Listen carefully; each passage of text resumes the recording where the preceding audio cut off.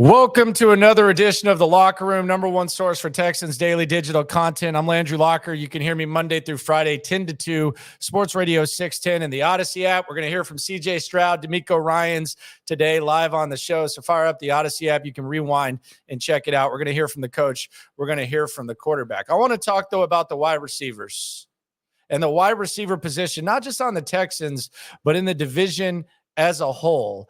Could a Texans rival have made what could end up being the move of the 2023 season when it comes to adding an elite talent for a low-risk, high-reward type of move? And should the Texans have made this move? Let's deal in hindsight inside the locker room. Yeah. It's the Locker Room on YouTube. You know what it is. Let's get it. Hey, Locker Room. Yeah, we in the Locker Room. Texas Talk. Yeah, you know what. So I asked this question the other day, and it was interesting because I got like 5 different answers when I asked the question. It was a very simple question. At the wide receiver position, who will lead the Texans in receiving? It was a very simple question, and it kind of opened your eyes as to the uncertainty of the wide receiver position. I got Robert Woods. I got Noah Brown. I got Nico Collins. I got John Mechie. I got Tank Dell. I even got Xavier Hutchinson. So I got 6 different answers when I asked the question. And I don't think anyone is going to mistake the Texans for having just an uncanny amount of depth at the wide receiver position. So the fact that you're getting 6 different answers, it's kind of telling. And the chances are next offseason, as CJ Stroud continues to develop, you're probably going to have to find or acquire in some way, shape, or form a number one wide receiver, which is hard to do. It's very hard to do. It's expensive. Usually it warrants a first-round pick. And if you trade for one, usually that warrants a first-round pick. You can get lucky. There are exceptions. But even some of those exceptions eventually end up warranting first-round picks, which we'll get to in a second. But the wide receiver position, there's a lot of question marks. There are a lot of holes to fill. The opportunity to get an elite wide receiver, depending on what happens with Tank Dell, it wasn't there. And let's be honest, even if Tank Dell performs and validates being a number 3 receiver, chances are you're going to have to add a true number 1 wide receiver. It's just where we're at. So that question was kind of enlightening. This one is just as enlightening. And this is the second question that I think leads to a taste of reality when it comes to the wide receiver position with the Texans. Name the top 5 wide receivers in the AFC South. Normally top 5 lists are easy. And you can do it with no questions asked. But just try to put together a top 5 list of the top 5 wide receivers in the AFC South. No particular order. You're going to have Christian Kirk on it. You're going to have Michael Pittman Jr. on it. And despite the fact he hasn't played in a while, Calvin Ridley might be number 3 on that list. Maybe you can throw Zay Jones in there. Maybe you want to throw Robert Woods in there. Maybe you want to look at Ingram as a wide receiver because that's the way they use him. Zay Jones. But the wide receiver position in the AFC South is very, very weak. And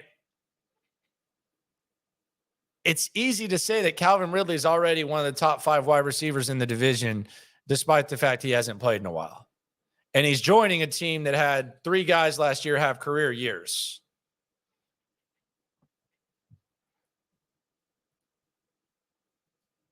So I asked the question, will the Jags trading for Ridley be the best move of 2023? I think there's a chance. And if you look up low risk, high reward in the dictionary, there should be a picture of Calvin Ridley and Trent Baalke for making this move. I think they deserve a lot of credit for this. We'll get into whether or not the Texans should have done it. And again, it's complete hindsight. Although on the show on In the Loop on Sports Radio 610, back when the Deshaun Watson sweepstakes was going on and Atlanta seemed like the favorite, I asked the question if the Texans should have Calvin Ridley thrown into the trade.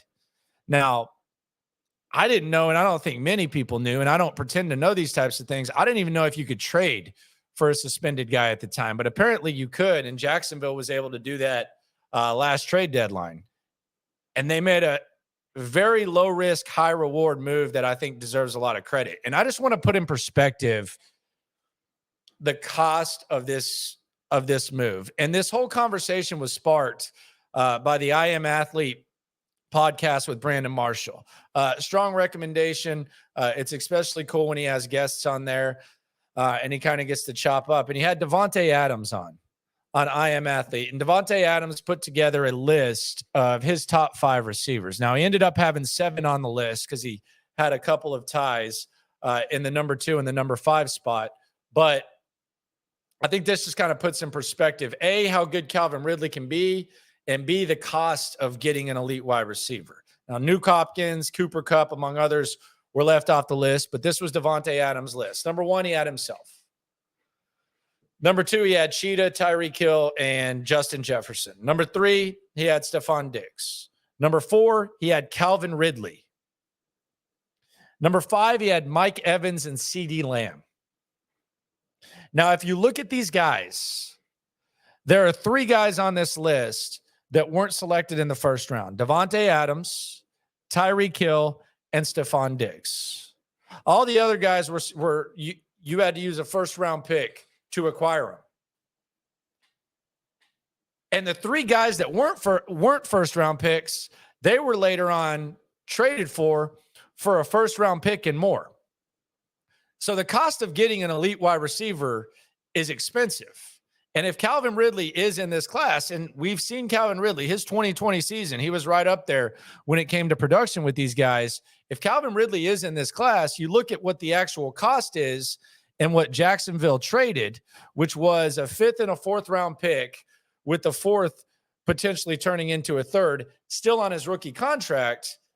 Again, low risk, high reward on a team that already has maybe 2 of the best wide receivers in the division. Further look into the potential reward from the Jacksonville Jaguars. You look at the production of Calvin Ridley, 248 catches for 3,342 yards and 28 touchdowns in 49 games. His 2020 season was insane. 90 catches for 1,374 yards and 9 touchdowns. Now, knowing what we know, and this is where we go to the hindsight, and hindsight's 2020.